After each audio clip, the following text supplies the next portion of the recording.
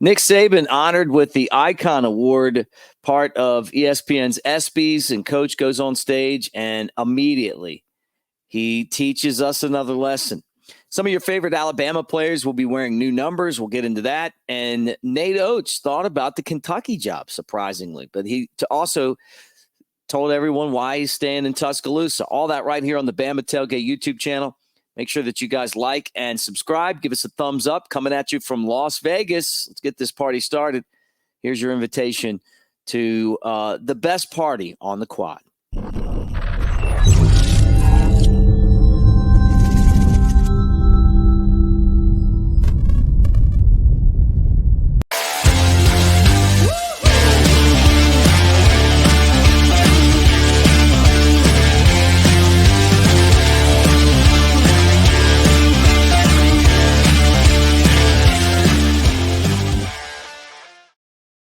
What do you say, everybody? It's Mick Gillespie. Welcome to the Bama Tailgate YouTube channel. Make sure that you guys like and subscribe.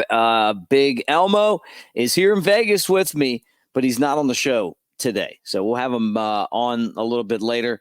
But we're both out here in Las Vegas. I know it looks like I'm in a room. That's a digital background, and I'm doing that for your safety and mine. I'm actually pretty close to the Sphere, but, so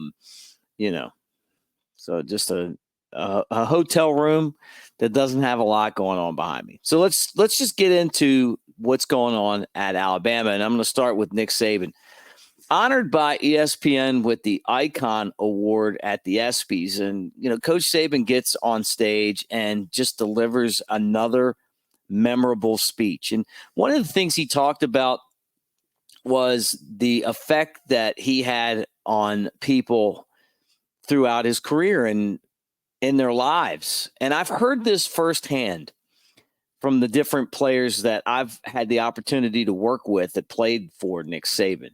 Mike Johnson, Baron Huber, Jake Coker, Ryan Anderson, some of these guys that can't tell you enough great things about Nick Saban and how he impacted their lives. And the thing about Nick Saban is he's regimented, he's honest, probably to a fault. He's motivated every day, all the things that made him the greatest coach of all times. And look, don't get me wrong. Once in a while, you got to get on here and say, hey, and I didn't like the way this happened, or I didn't like that. But it was just an honor and an absolute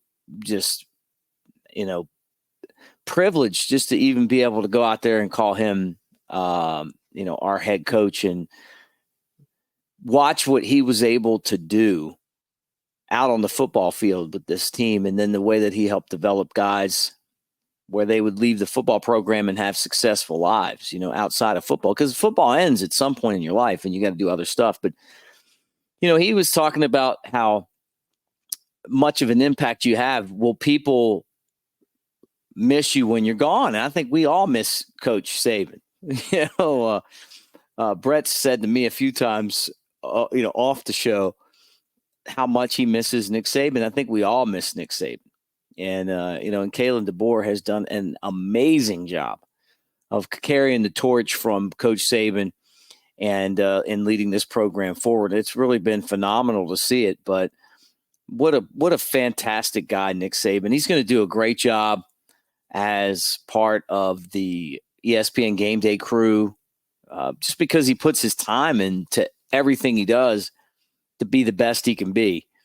And so I'm excited for him as he moves forward in his career. Now, some guys at Alabama have changed jersey numbers, and I wanted to run through that list. First off, Kendrick Law was number 19. Now he's number 1, right? Zabian Brown was number 15. He's number 2, which I love those single digits. Emmanuel Henderson, I always thought he looked weird in 24. He's going to be number 3 now. Quay Russo was number 49, the linebacker. He's going to be number 4. Richard Young, who is another one of these guys that I'm super excited about, was number 25. He's number 9. Justin Jefferson, the linebacker, went from number 28 to 15. Jaron Hamilton, the wide receiver, was 23. Now he's 16. James Smith, the defensive lineman, was 47. Now he's 23. And then Casey Poe was 74. Now he's 50, right, at the offensive line spot. So worth keeping an eye on. Some of the freshmen, Ryan Williams is going to wear number 2. Rico Scott, another wide receiver, going to wear number 11. Amari Jefferson, wide receiver. You guys remember him, another big-time guy that they're bringing in, number 17 now. Noah Carter, the linebacker, is going to be number 24. Kevin Riley, the running back, is number 28. And QB Reese, the linebacker from Birmingham, number 36. Jay Lindsey, the tight end, is going to be number 88. And then some of the transfers, King Mack came in from Penn State. He's number 5.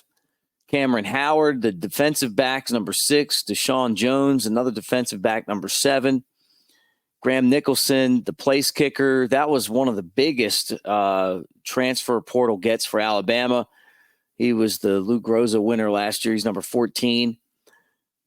Gino Vandermark, the offensive lineman, a lot of different places. Didn't know where he was going to end up. Ends up at Alabama. He's going to wear number 56. And guess who's back? Caden Proctor. He's going to wear number 74. So there's your look at the new numbers. Just kind of a quick synopsis going through there and getting into that. Now, one final topic today that I wanted to talk about was Nate Oats and his thought, going into that Kentucky job. And honestly, I don't, as much as I love him and can't believe, honestly, how he's turned this program around, I look at Nate Oats and I look at the lack of facilities and an NIL that Alabama still could probably improve on for basketball.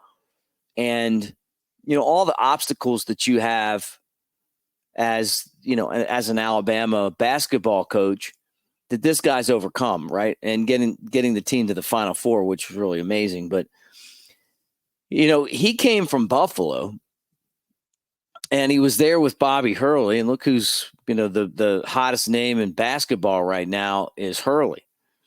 But, Nate Oats went on to say, hey, man, they didn't offer me the job.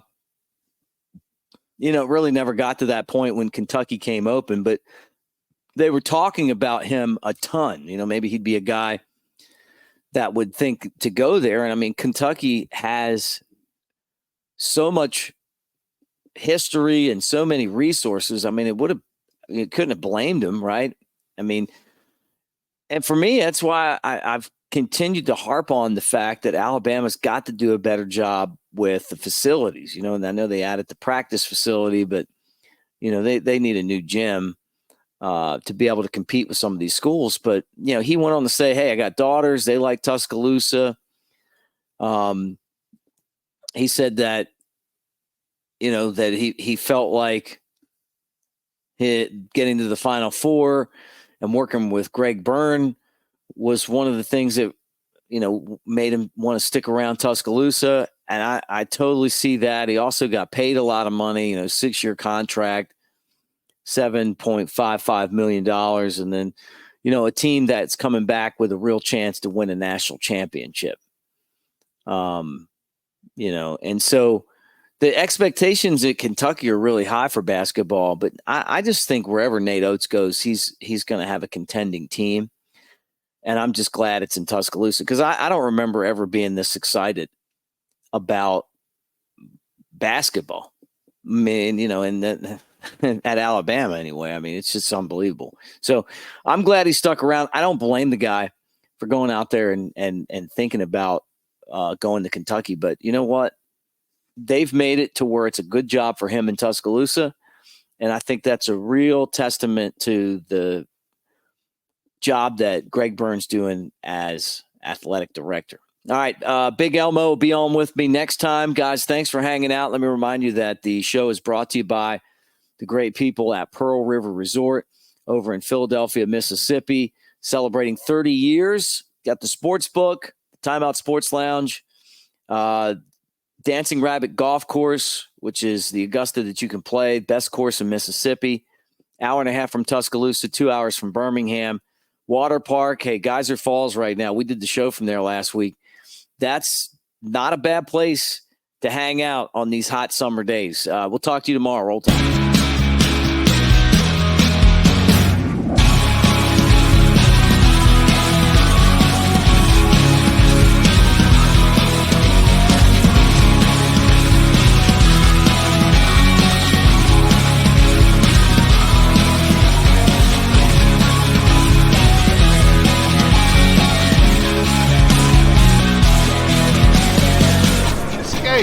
To Pearl River Resort.